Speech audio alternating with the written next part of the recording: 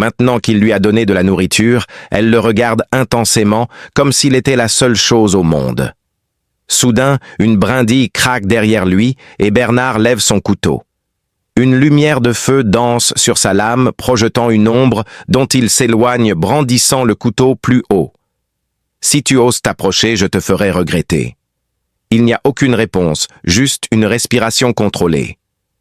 La silhouette reste immobile, son nez frémissant et ses narines dilatées, signe qu'elle a faim.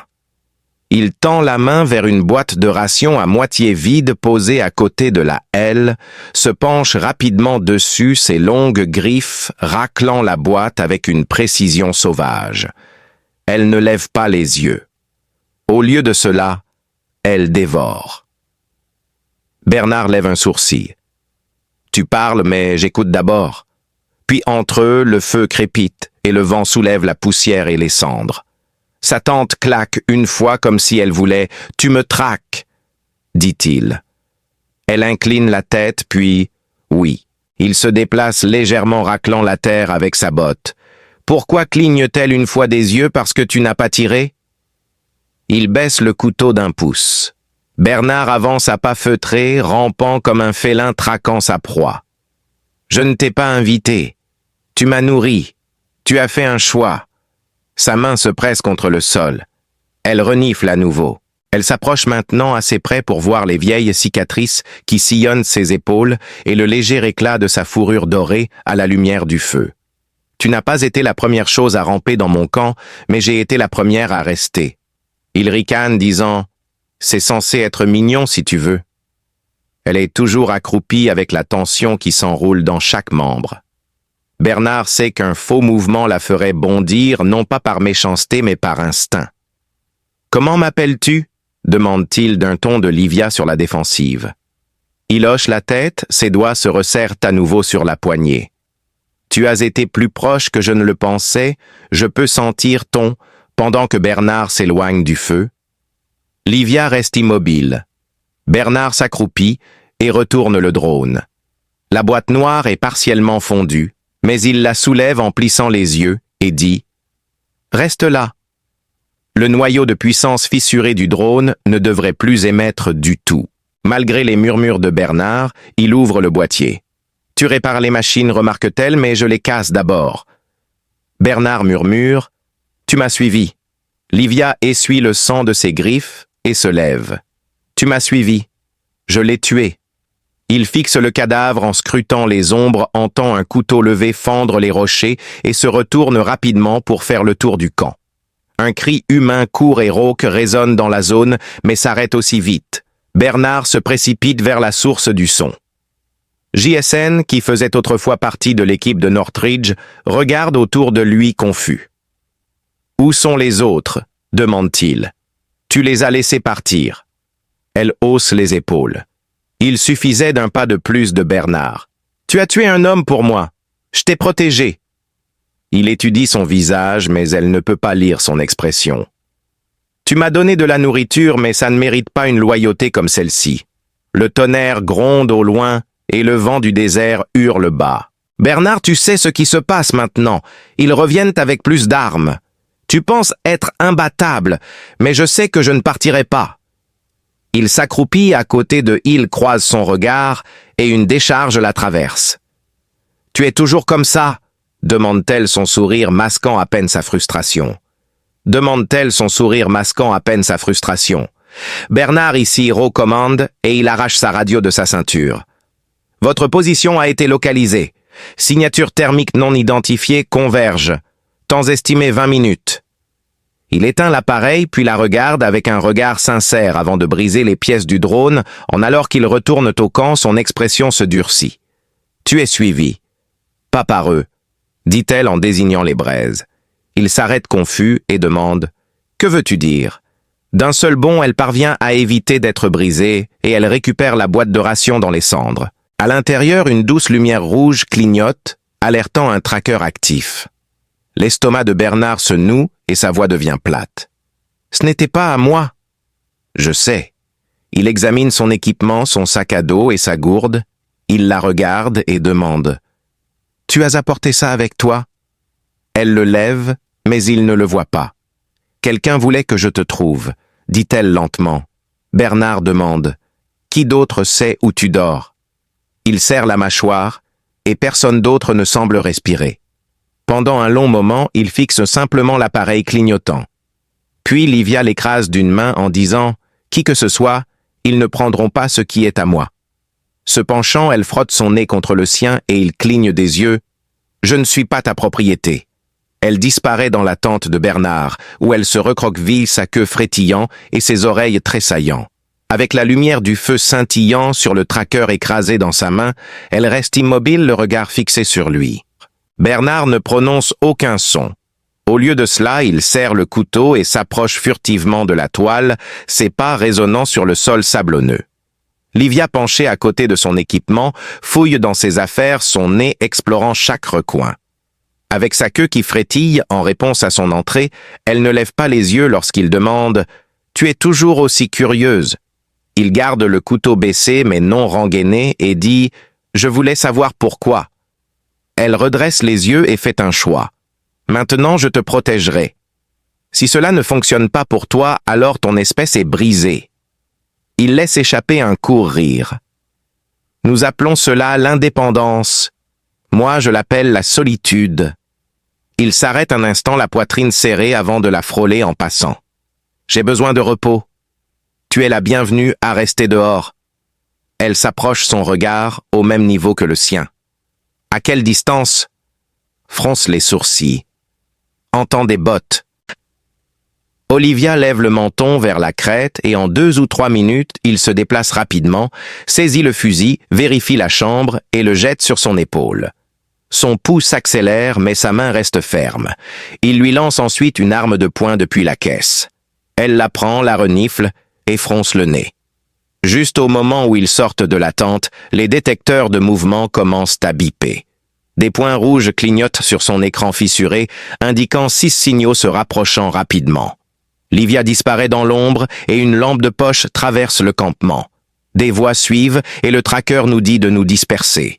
Une paire s'approche trop près de la tente, mais Livia lui écrase la tête contre le sol avec ses griffes précises. Il n'y a aucun son. Bernard tire un coup bas, l'homme hurle et des lumières clignotent. Des coups de feu crépitent et Bernard se baisse et bouge, tirant 1 fois 2 fois sur une armure corporelle. Livia se déplace comme de la fumée silencieusement et mortellement. Elle fracasse un crâne d'une main et désarme la prochaine cible avant qu'elle ne cligne des yeux. Juste au moment où les autres remarquent, Bernard expire efficacement. Une autre paire s'approche de son flanc gauche. Il met le fusil en mode rafale. Il attend, respire régulièrement et appuie à moitié sur la détente. À moitié appuyé. Une grenade roule vers Bernard. Il la frappe en plein vol, l'envoyant rouler en bas d'une pente. Boum, la terre explose. Un assaillant vole en arrière, 3 à terre, 2 fuient. Bernard recharge les yeux scrutants. L'adrénaline vibre dans sa poitrine. Il entend un gargouillis. Livia revient traînant un corps. Elle le jette comme un déchet. Le dernier a supplié, mais je m'en fichais. Bernard fronce les sourcils. « Tu n'as pas de réglage de pitié. Tu n'es pas faible. Tu n'es pas faible. » Ils commencent à démonter une de leurs radios. Ils en enverront d'autres. Elle s'agenouille à côté de lui, ses fourrures parsemées de cendres, et il lui ordonne de s'arrêter. Tu as pris plaisir à ses murmures sur le fait d'être fait pour ça, mais il refuse de répondre et sort à la place l'émetteur de la radio.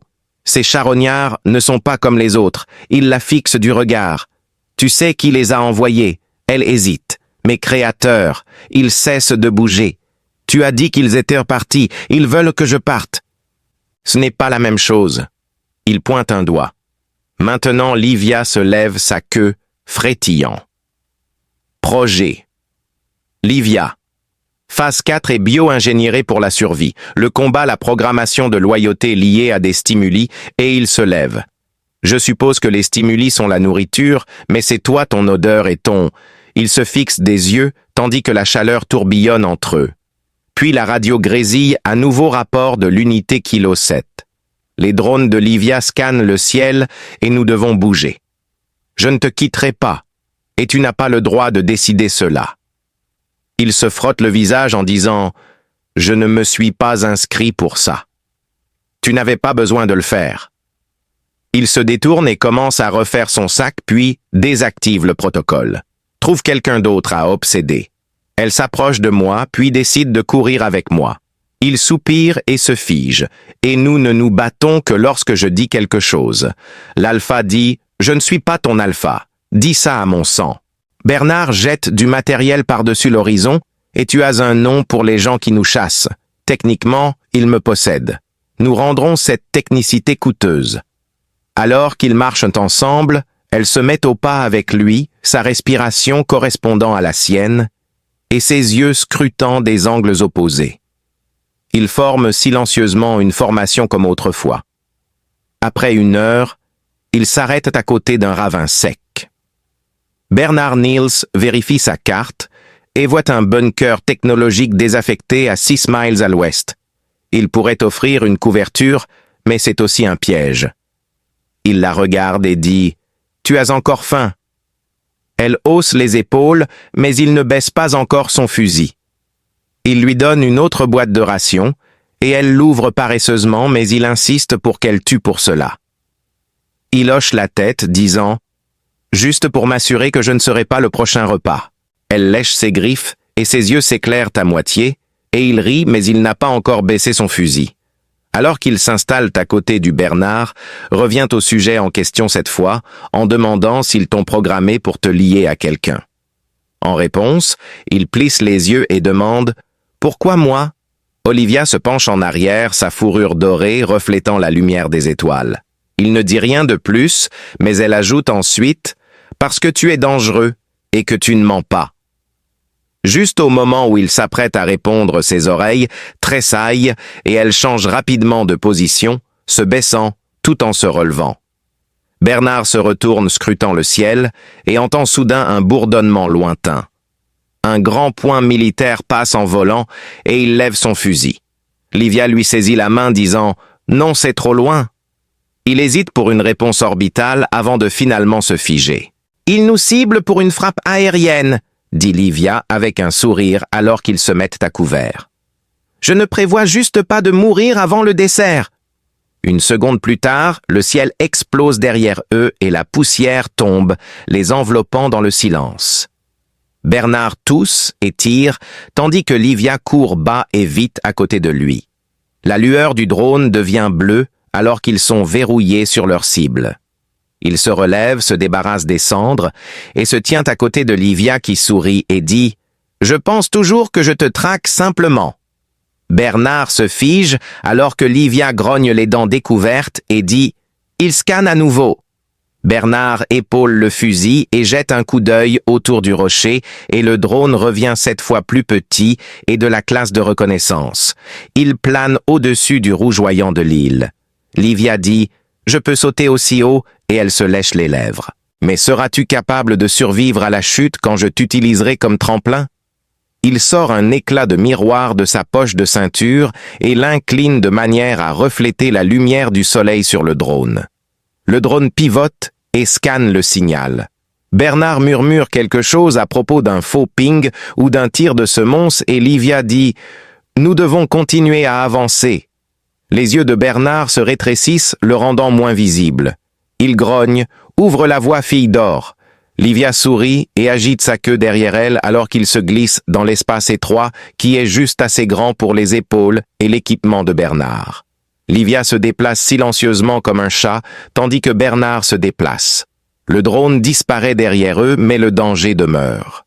Après 100 mètres, le chemin s'ouvre sur une chambre technique en ruine avec des panneaux rouillés, des consoles brisées et un plafond qui laisse entrer la lumière du soleil. Bernard pose le sac et vérifie les charges, tandis que Livia scrute la zone avec son nez. Elle ne détecte aucun explosif, mais il lève un sourcil et ne répond pas. Au lieu de cela, il s'agenouille, sort des outils et commence à recabler un transpondeur de récupération. Elle observe et son anxiété s'évapore. Le temps est froid et flou. Livia s'accroupit à côté de lui et il pense trop, ne lève pas les yeux et ne pense pas assez. Elle sourit et il la regarde s'arrêtant et dit « C'est pour ça qu'on travaille ensemble ». Elle se penche plus près ses lèvres, reposant sur son oreille, et il serre une vis disant « Alors, pourquoi n'as-tu pas fui ?» Elle déchire mon équipement, tue 5 hommes, et maintenant tu me suis comme un vagabond avec un fétiche pour les couteaux, mais ce n'est pas l'argument de vente que tu crois. Bernard recule brusquement, ajustant le cadran. Ce n'est pas cassé. Il reçoit des communications cryptées, murmure-t-il. Livia dresse l'oreille en les entendant parler. Courte rafale coordonnée ordre, murmure-t-il, et un nom revient sans cesse. Sujet 12. Elle se raidit et il se tourne lentement. Ils ne te suivent pas seulement. Ils te chassent, dit-elle froidement. Non, ils me récupèrent, dit-elle froidement. Bernard recule. Ce n'est pas comme si tu avais pensé à le mentionner plus tôt, je ne savais pas. Ils étaient proches. Comment peux-tu ne pas reconnaître quand quelqu'un essaye de te contrôler? Elle serre les dents car je n'ai pas entendu ce nom depuis qu'ils m'ont enterré sous du béton. Il l'observe et elle ne semble pas poser ou agir avec assurance. Il demande « Que se passe-t-il s'il t'attrape ?» Elle répond « Réinitialisation de la mémoire, protocole d'obéissance, je deviens vide. » Sa voix devient plus dure, puis ils prennent des mesures pour s'assurer qu'il ne l'attrape pas. Juste au moment où il s'apprête à répondre, une soudaine et plus forte rafale de statique interrompt la radio. Coordonnées. Juste au moment où il s'apprête à sortir de la chambre, un ping retentit sur l'écran. Bernard rassemble rapidement son équipement et se prépare à partir dans 10 minutes. Livia hoche la tête. Tunnel ouest, je vais en tête. Alors qu'ils descendent plus profondément dans le tunnel, l'air devient plus froid. Des fissures laissent filtrer la lumière d'en haut et Bernard compte ses pas, suit sa respiration, puis entend un bruit métallique. Livia s'arrête à côté de lui, se baissant, et il murmure quelque chose à propos du sol. Juste au-delà du capteur de déclenchement, une voix résonne dans le tunnel signalant le début du protocole de récupération. Benad sort son fusil, crie « Réclamation, mon cul !» alors que le gaz remplit le couloir. Ils se précipitent en avant, mais le gaz brûle les yeux de Bernard et brouille sa vision. Livia tire sur son bras et il tombe dans un sombre puits de maintenance. Bernard tousse violemment et essuie ses yeux. Tu continues à dire ça comme si c'était un compliment. Elle vérifie son visage et il respire difficilement, donc il sait qu'il vivra. Il expire brusquement, exprimant sa gratitude pour les soins médicaux. Anaïsi. Le docteur Klaus aurait pu lécher tes blessures. Il pensait que tu préférais le sarcasme. Il rit surpris. Tu n'as pas tort. Il grimpe dans le puits et après quelques minutes, la lumière se répand à travers un puits de lumière cassée, faisant s'effondrer Bernard sur un genou et respirer lourdement. Il nous faut une stratégie. Nous avons besoin d'un appât. Il la regarde et elle croise son regard. Je serai l'appât. Il n'y a aucune chance qu'ils viennent me chercher. Tu les prends à revers. Es-tu sûr qu'ils ne m'attaqueront pas? Il l'étudie. D'un seul coup, on frappe fort. Nous disparaîtrons avant que la poussière ne retombe. Alors que le soleil se couche sur le sol désertique, projetant de longues ombres sur le sol, Bernard vérifie le fusil. Je couvre West Ridge. Tu ronronnes fort. Je suis né bruyant. Il la regarde s'éloigner, sa fourrure dorée, capturant la lumière orange du soleil. Une partie de lui est silencieuse, espérant qu'elle survive. Il se positionne rapidement derrière un rocher, vérifie les lignes de visée, respire lentement, puis entend un son. Ce ne sont pas des pas, mais des moteurs et des aéroglisseurs. Les yeux de Bernard s'écarquillent et les oreilles de Livia se dressent. À ce moment précis, elle s'avance à découvert et crie « Venez me chercher !» L'aéroglisseur soulève de la poussière des hommes en sorte, et elle se précipite sur eux à une vitesse fulgurante, les griffes acérées et un cri venant d'en haut. Bernard tire sur l'un d'eux, l'atteignant en plein dans la visière. Bernard dévale ensuite la pente en courant, tandis que des coups de feu sifflent autour de lui. Il frappe le dernier soldat avec la crosse de son fusil, brisant sa visière. Livia bouge à peine sa poitrine, se soulève légèrement, et ses yeux papillonnent.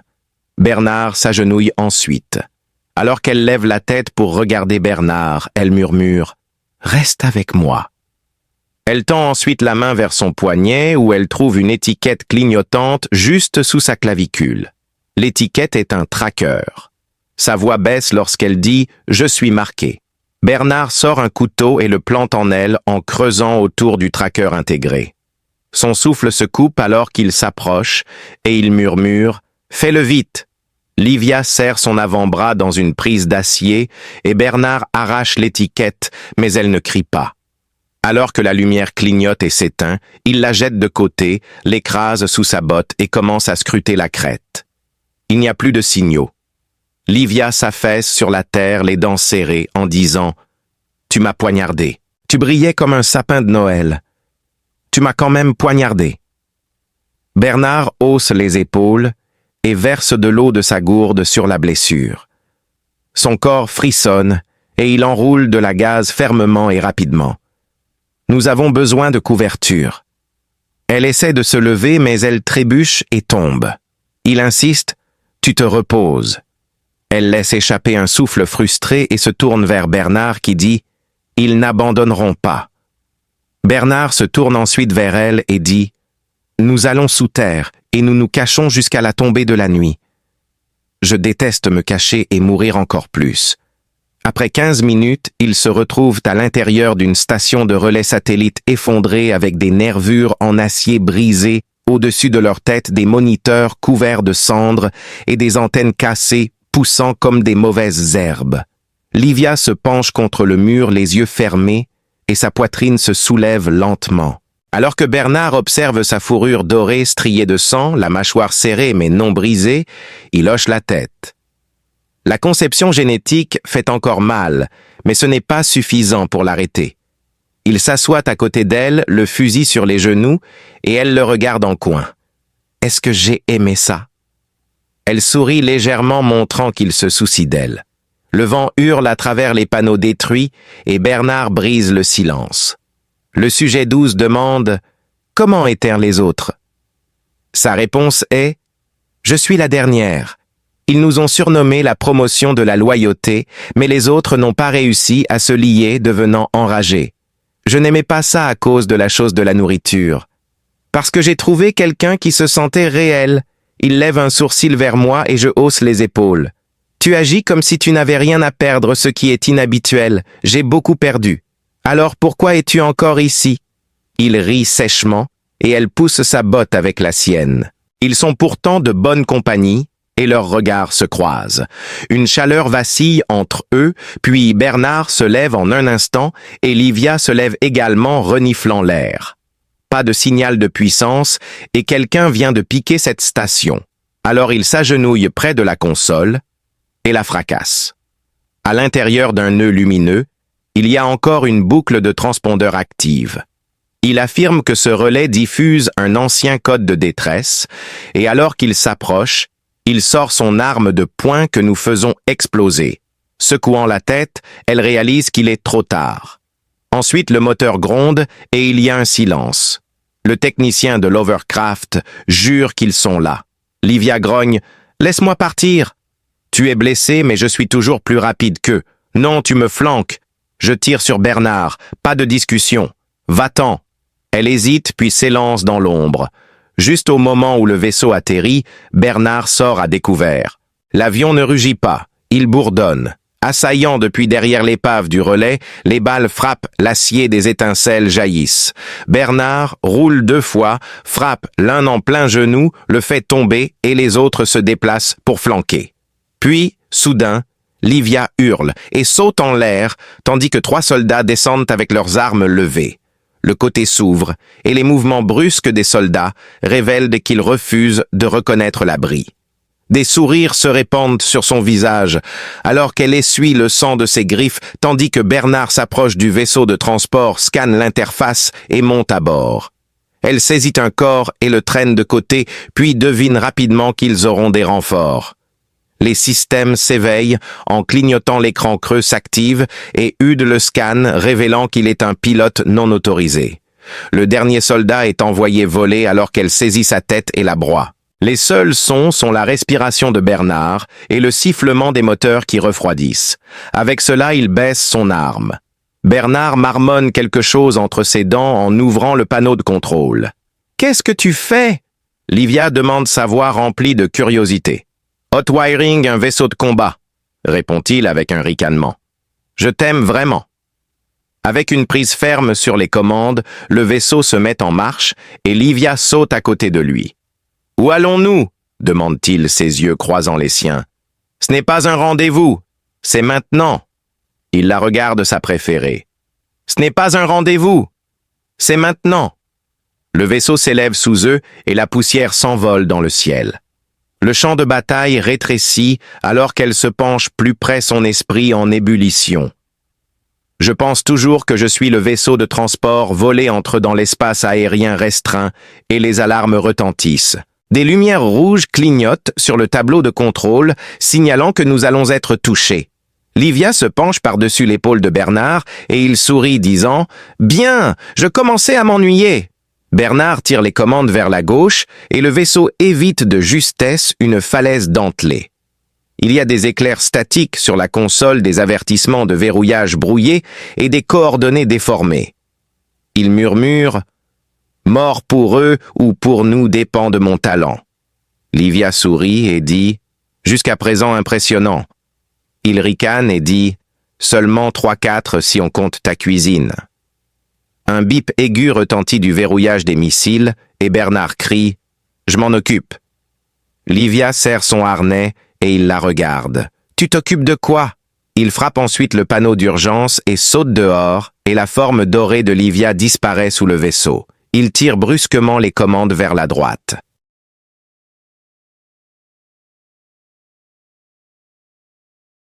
Maintenant qu'il lui a donné de la nourriture, elle le regarde intensément, comme s'il était la seule chose au monde. Soudain, une brindille craque derrière lui et Bernard lève son couteau. Une lumière de feu danse sur sa lame, projetant une ombre dont il s'éloigne, brandissant le couteau plus haut. « Si tu oses t'approcher, je te ferai regretter. » Il n'y a aucune réponse, juste une respiration contrôlée. La silhouette reste immobile, son nez frémissant et ses narines dilatées, signe qu'elle a faim. Il tend la main vers une boîte de rations à moitié vide posée à côté de la aile, se penche rapidement dessus, ses longues griffes raclant la boîte avec une précision sauvage. Elle ne lève pas les yeux. Au lieu de cela, elle dévore. Bernard lève un sourcil. « Tu parles, mais j'écoute d'abord. » Puis entre eux, le feu crépite et le vent soulève la poussière et les cendres. Sa tante claque une fois comme si elle voulait « Tu me traques », dit-il. Elle incline la tête, puis « Oui ». Il se déplace légèrement raclant la terre avec sa botte. « Pourquoi cligne-t-elle une fois des yeux parce que tu n'as pas tiré ?» Il baisse le couteau d'1 pouce. Bernard avance à pas feutrés, rampant comme un félin traquant sa proie. « Je ne t'ai pas invité. Tu m'as nourri. Tu as fait un choix. » Sa main se presse contre le sol. Elle renifle à nouveau. Elle s'approche maintenant assez près pour voir les vieilles cicatrices qui sillonnent ses épaules et le léger éclat de sa fourrure dorée à la lumière du feu. « Tu n'as pas été la première chose à ramper dans mon camp, mais j'ai été la première à rester. » Il ricane, disant « C'est censé être mignon si tu veux. » Elle est toujours accroupie avec la tension qui s'enroule dans chaque membre. Bernard sait qu'un faux mouvement la ferait bondir, non pas par méchanceté, mais par instinct.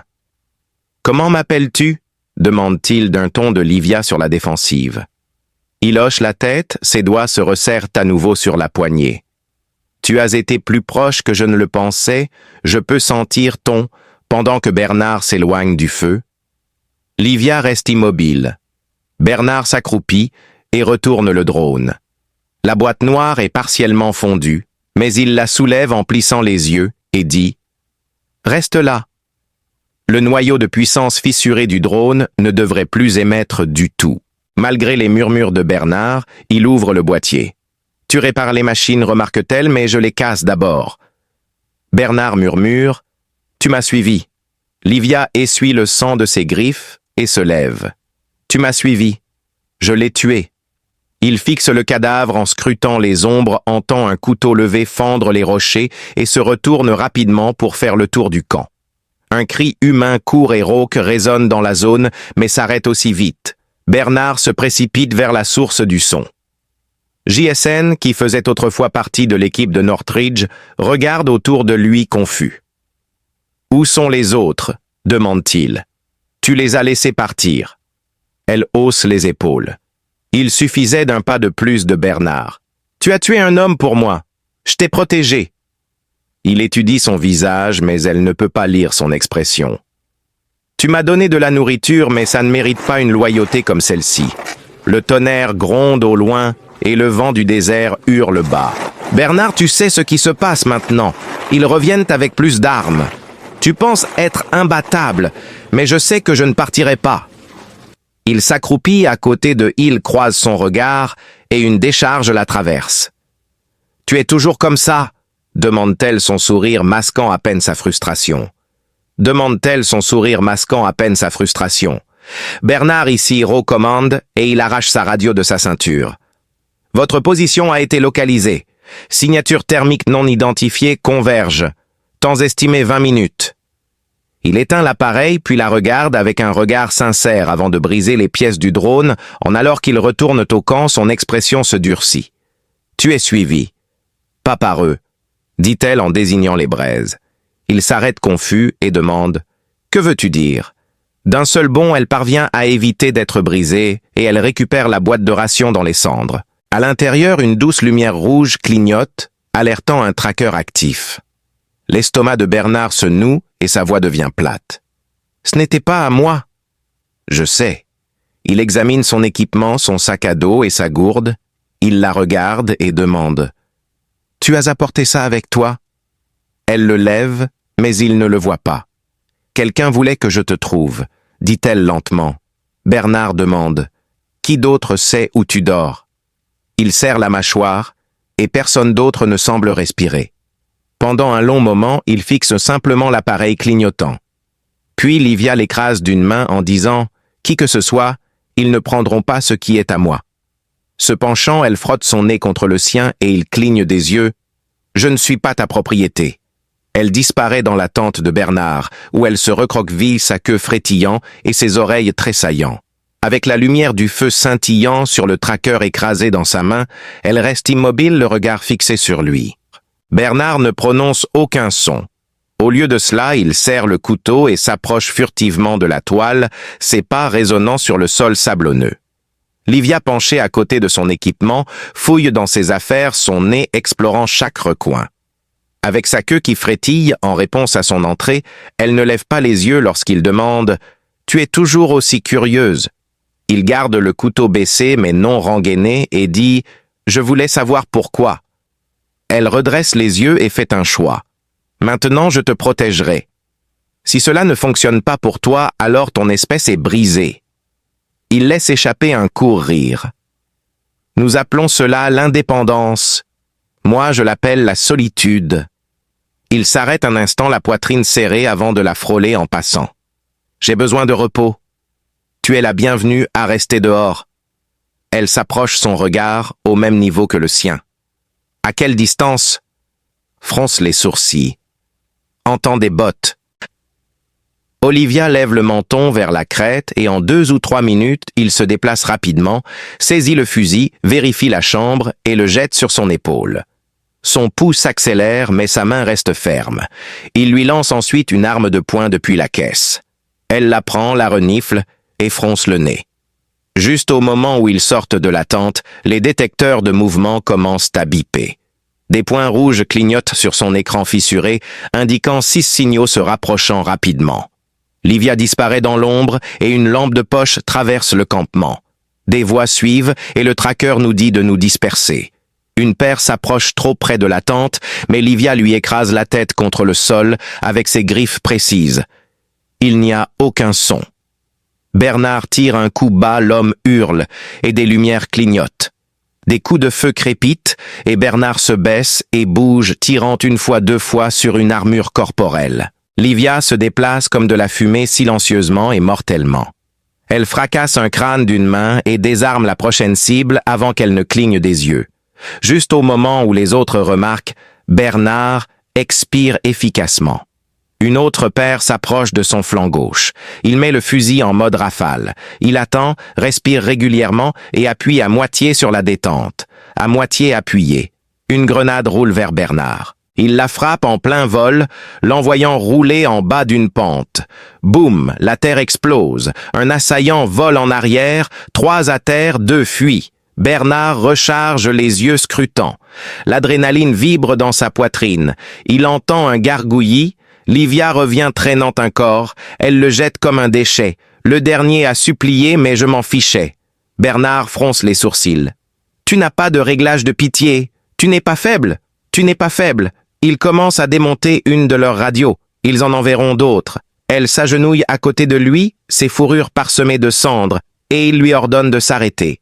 Tu as pris plaisir à ses murmures sur le fait d'être fait pour ça, mais il refuse de répondre et sort à la place l'émetteur de la radio. Ces charognards ne sont pas comme les autres, ils la fixent du regard. Tu sais qui les a envoyés. Elle hésite. Mes créateurs, ils cessent de bouger. Tu as dit qu'ils étaient partis, ils veulent que je parte. Ce n'est pas la même chose. Il pointe un doigt. Maintenant, Livia se lève sa queue, frétillant. Projet. Livia. Phase 4 est bio-ingénierée pour la survie. Le combat, la programmation.